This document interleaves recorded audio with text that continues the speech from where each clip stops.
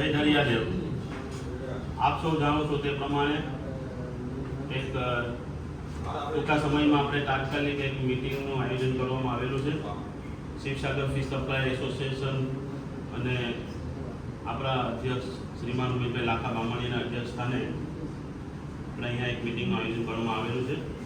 તો તમે બહોળી સંખ્યામાં અહીંયા આવેલા છે તે બદલ સૌ ધંધા માલિકોનો આભાર વ્યક્ત કરીએ છીએ.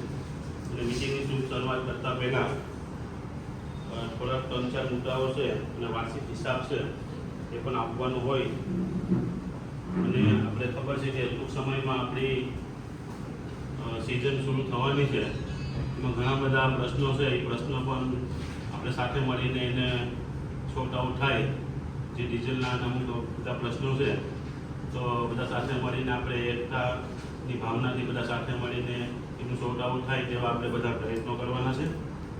તો સૌપ્રથમ મિટિંગની શરૂઆત કરતાં પહેલાં ટૂંક સમયમાં માંગરોળ મુકામે ગુજરાત રાજ્ય માછીમાર અને વેપારી સંઘની એક મિટિંગનું આયોજન કરવામાં આવેલું હતું.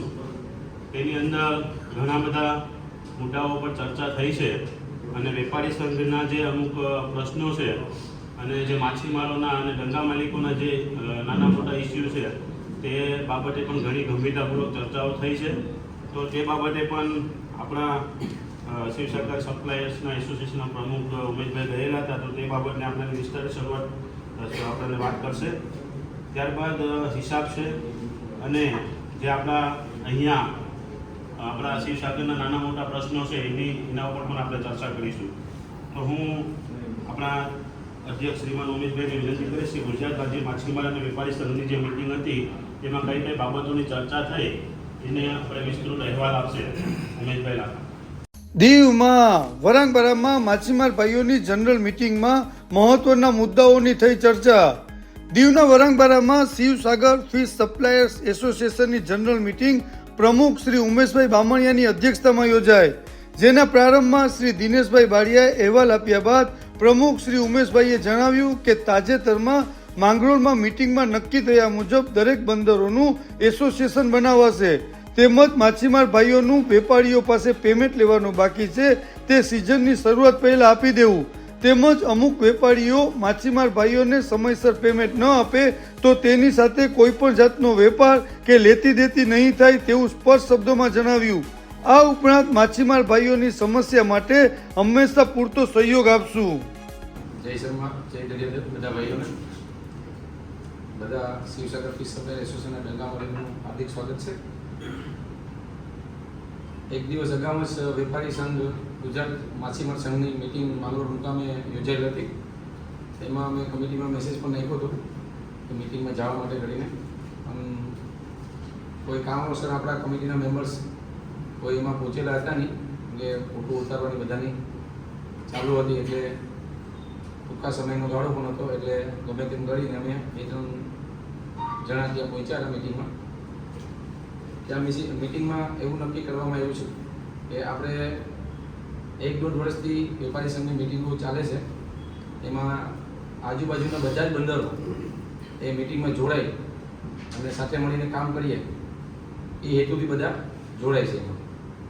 એટલે એમાં નવા બંદર, રાજકોટ, વણાકબારા, વેરાવળ, પોરબંદર, માંગરોળ, ઓખા બધા જ એસોસિએશનના પ્રમુખો આવેલા હતા અને એકસાથે મળી અને કઈ રીતના આપણે માછીમારોને નાનામાં નાના માછીમારો જે સેવાળાના માછીમારો છે એને ફાયદો પહોંચાડવો એ બાબતની ચર્ચાઓ કરવામાં આવી હતી.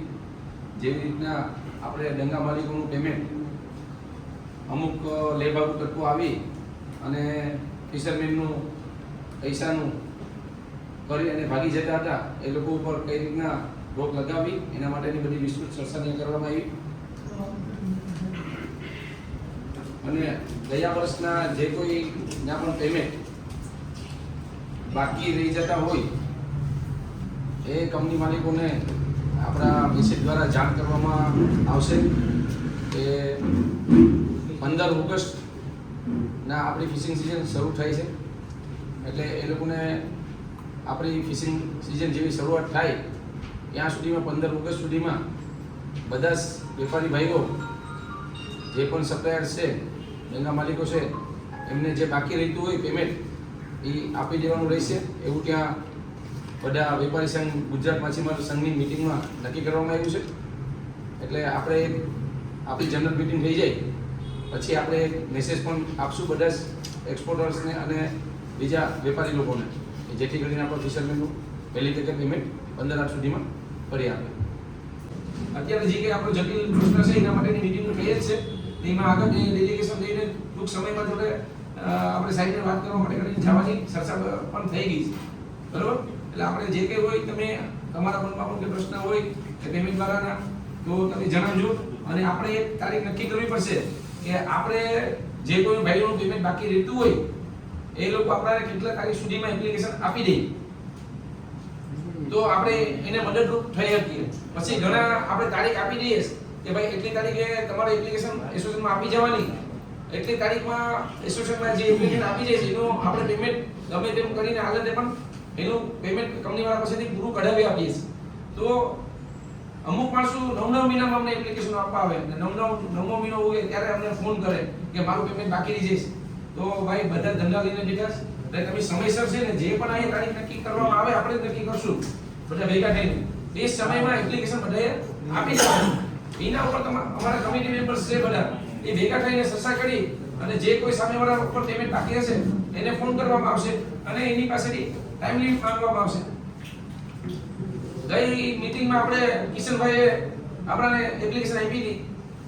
કિશનભાઈને પણ આપણે એક સપ્લાયર પાસે મોટી રકમ બાકી હતી એની બધા જ રકમ આપણે ગમે તેમ કરીને ફોન કરીને પણ 5-10 દિવસ લેટ ફાસ્ટ કરીને એનું બધું પૂરું પેમેન્ટ કરાવી દીધું છે.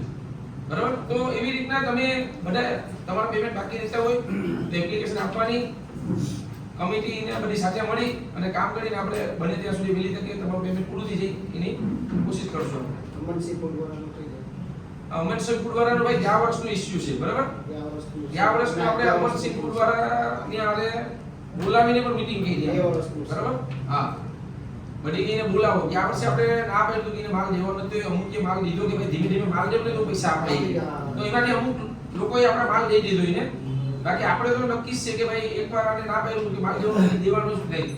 પછી એ બધી ભાઈ બાબા કરતો હતો મારું પેમેન્ટ આવી જાય હું પેમેન્ટ આપી દઈ હું સાચો માણસ જ છે અને એના ચેક પણ આપણા એસોસિએશનમાં જમા છે. તો હવે એ અત્યારે આખું વર્ષ આપણે કાઢી નાખ્યું તો હવે આગળ એનું હું કરું એના ચેક છે તો એ ચેક ઉપયોગમાં લેવા બધા માછીમારોને આપી દેવા એ શું કરવું એનું સજેશન આપજો. એ પ્રમાણે બાઈન્ડરી આપેલી છે ને એ લોકોએ કે સમય પ્રમાણે પેમેન્ટ ના આપે તો પછી એને ચેકનો યુઝ કરવો જ જોઈએ. બરાબર? જેવી રીતે આપણે યાફૂરનું છે, યાફૂર પણ આવ્યો હોય કે માર્કેટમાં આવ્યો છે એમ કરીને લોકોએ એક પણ ચેક યુઝ કર્યો નહીં અને એના વિરુદ્ધ આપણે ઘડીએ પણ એ હમણાં યાફૂર વાળાની વાત કરું. ગયા વર્ષે યાફૂર વાળો મારી પાસે આવ્યો કેટલી વખત કે મને ઉમેશભાઈ ધંધો કરવા દે, મારા ભાઈને છોડો, મારે પૈસા આપવાની ગણતરી છે. એટલે આપણે એમ છે કે ભાઈ કોઈ પણ માણસ આવતો હોય ને એની ભૂલ સ્વીકારતો હોય તો આપણે એને ધંધો કરવાનો મોકો પણ આપીએ છીએ ને આપણે એને એક પણ કહેતા નથી કે તું પેલા પૂરેપૂરા પૈસા આપી દે. આપણે એને એક તક આપીએ કે ભાઈ તું 50% ફિશરમેનનો પૈસા 50% બાકી રહેવા દે અને તું તારો ધંધો ચાલુ કર અને તું જેમ ધંધો કરતો જા એમ ધીમે ધીમે ફિશરમેનને પૈસા આપજે. એના માટે કરીને એને ધંધો મળતો તો નહીં તો સુપર સાહેબને કહીને આપણે એને ગંગાની પરમિશન પણ અપાવી અને એક સામાન બામાન ને બધી લઈને પણ આવ્યો હતો પણ ધંધો એને ચાલુ કર્યો નહીં.